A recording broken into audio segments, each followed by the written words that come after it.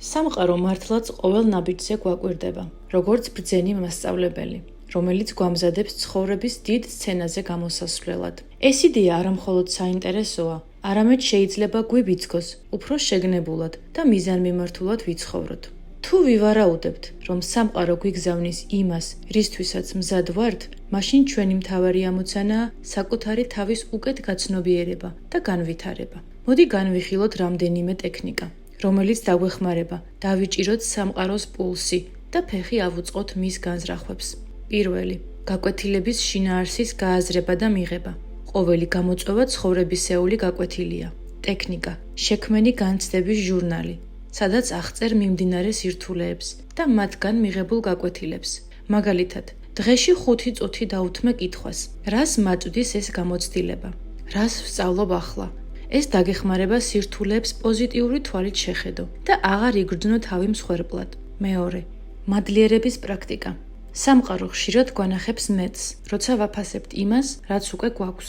ტექნიკა, ყოველ საღამოს ჩამოწერე 3 რამ, რისთვისაც მადლობელი ხარ.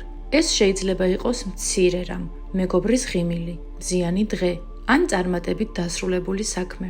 მადლიერება გეხმარება, განიცადო მეტი სიხარული და გახსნა გზები ახალი შესაძლებლობებისთვის. მესამე, ინტუიციასთან კავშირი. სამყარო ხშირად გვესაუბრება ინტუიციის, ფიქრებისა და სიგნალების საშუალებით. ტექნიკა, დღეში 10-15 წუთი დაუთმე სიჩუმეში ყოფნას ან მედიტაციას. იკითხე საკუთარ თავთან, რა არის შემდეგი ნაბიჯი და დააკვირდი, რა გრძნობა ან იდეა გაგიჩნდება. მეოთხე, მოქმედება შიშის მიუხედავად. ხშირად ახალი შესაძლებლობები იმალება იმ ადგილებში, რომლებიც ყველაზე მეტად გვაშინებს. ტექნიკა, აირჩიე ერთ-ერთი შიში, რომელიც ხელს გიშლის და ნაბიჯ-ნაბიჯ ეცადე მისი დაძლევა. მაგალითად, თუ საჯაროდ გამოსვლის გეშინია, დაიწყე მცირედით, ჭიდრო წრეში საუბრის ვარჯიშით. მეხუთე, სქემების გათავისუფლება და ნდობა. ხშირად სამყაროსგან მივიღებთ უკეთეს, თუ არ შევზღუდავთ საკუთარ გზას წინასწარ განზრახული მოლოდინებით. ტექნიკა, წერა, განთავისუფლების წერილები. ჩამოწერე ყველა მოლოდინი, შიში ან კონტროლის სურვილი, რაც გაწუხებს. და ბოლოს დაწერე, მე ვუშვებ ამას და ვენდობი პროცესს.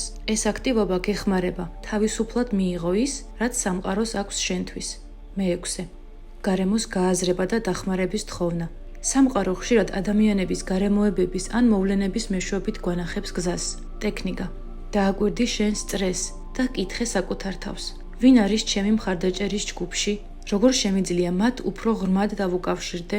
საჭიროების შემთხვევაში, ნუ შეგეშინდება დახმარების თხოვნა. ეს სამყაროს საჩუქრების მისაღებად ერთ-ერთი გზაა. მეშვიდე, თამაშის ელემენტი.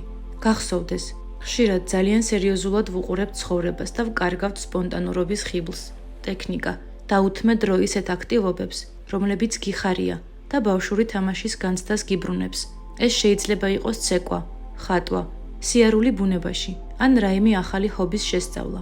დასკვნა, სამყარო, რომელიც გვაკვირდება და გვამზადებს, არ არის მტრული. ის ჩვენი მოკავშირეა, რომელიც ყოველ ნაბიჯზე გვაჩვენებს, რომ მზად ვართ უფრო დიდ შესაძლებლობებზე. მთავარია ვიქონიოთ სიმშვიდე, მოვუსმინოთ მის სიგნალებს და ვიმოქმედოთ შეგნებულად. შეგახსენებდეს, რომ ცხოვრება არა გამოცდაა, არამედ თამაშიც და მისი საუკეთესო შედეგი იმაშია, რომ ყოველ წამს სწავლობდე, იზრდებოდე და სიამოვნებას იღებდე.